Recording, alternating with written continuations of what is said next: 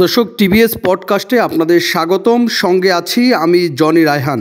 এবারের ঈদে লম্বা ছুটিতে গ্রামের বাড়িতে যাচ্ছেন শহরবাসী। ঘরমুখী মানুষের যাত্রা স্বস্তিদায়ক ও নিরাপদ করতে নানা রকমের পদক্ষেপ নিয়েছে আইনশৃঙ্খলা বাহিনী।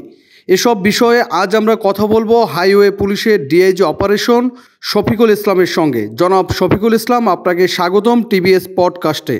প্রথমেই জানতে চাই, এবারের ঈদ যাত্রায় মহাসড়কের যাত্রীদের নিরাপত্তা ও ভোগান্তি কমাতে কি ধরনের উদ্যোগ নেওয়া হয়েছে পুলিশের পক্ষ থেকে?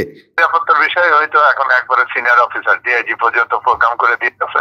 আমরা সবাই মাঠে আছি, পালাক্রমে ডিআইজি, অ্যাডিশনাল ডিআইজি, হেডকোয়ার্টার থেকে সবাই এখন মাঠে আছে। আমরা রোস্টার করে দিয়েছি। আর তারপরে যেটা হয়, আমরা অতিরিক্ত ফোর্স হয়েছি 700, সেটা আমরা মোতায়েন করেছি। আমরা যে ভালনারেবল জায়গাগুলো চিহ্নিত করেছি সেখানে এক্সট্রা ভাবে মোবাইল পার্টি দিয়েছি।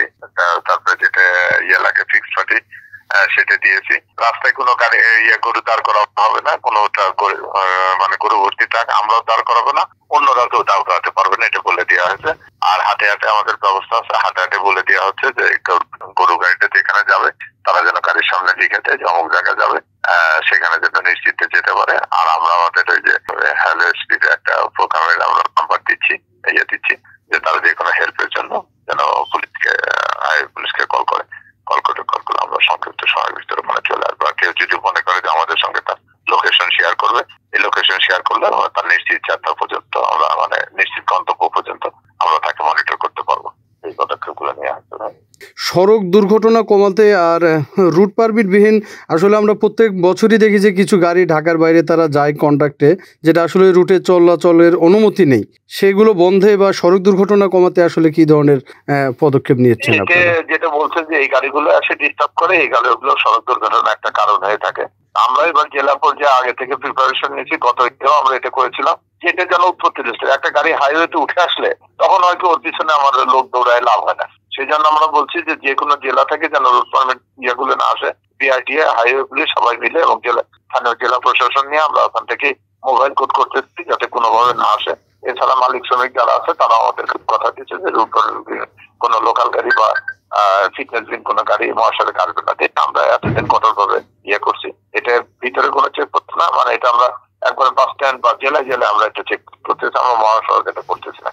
আমরা এখন পর্যন্ত আশা করি যেটা গঠন নজরদারিত আছে, ইনশাল্লাহ এটা হবে না। আর অতিরিক্ত ভাবে গতিতে যেন গাড়ি না চলে, গাড়ি যেন সাবধানে চলে, ওয়েদারে খারাপ। এই জন্য টোল প্লাজা সহ আমরা মাঝে মাঝে হ্যান্ড মাইক নিয়ে মাইক দিয়ে আমরা এটা বলতেছি যে যেখানে যে কিছু আপনার প্লান্টার স্পট জায়গা আছে সেখানেও আমরা সতর্কতা সাইন করতে দিচ্ছি। অনেক জায়গায় আমরা মাইক দিচ্ছি, আমরা প্রচার করতেছি যে সামনে বিপজ্জনক মোড, দিঘা গাড়ি চালান, মানে জীবনের ঝুঁকি নেবেন না। এটা আমরা টোল প্লাজাতে মাইক লাগে আমরা এগুলো প্রচার করতেছি। সরকার বা আইন শৃঙ্খলা বাহিনী, আপনারা হাইওয়ে পুলিশের যারা দায়িত্বে আছেন, তারা যেমন এই যে চালকদেরকে বললেন যে সতর্ক করছেন বা বিভিন্ন নির্দেশনা দিচ্ছেন, যাত্রীদেরকে আসলে কোনো ধরনের নির্দেশনা আছে কিনা বা চলাচলের জন্য কোনো পরামর্শ আছে কিনা?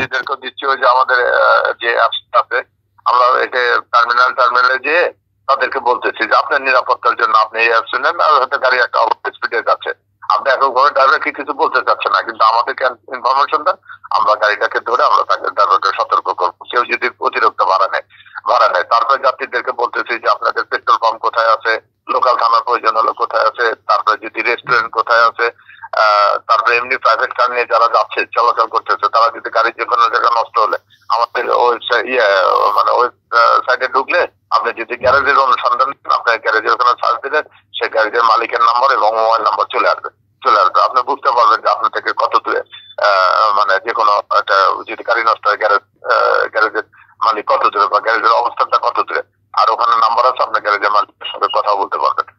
এই জিনিসগুলো দিয়ে আমরা এগুলো টার্মিনালে দিয়ে জনসাধারণের ভিতরে আমরা এটা দিচ্ছি যে আপনারা এই অ্যাপস গুলো ব্যবহার করে নিরাপদ থাকেন। আর তারপরে হাইওয়ে পুলিশের সহযোগিতা লাগবে তো ওরা বললে তো আমরা রাস্তায় আছি, আমরা অবশ্যই এসে সাপোর্ট করব। টিভিএসকে সময় দেওয়ার জন্য আপনাকে অসংখ্য ধন্যবাদ।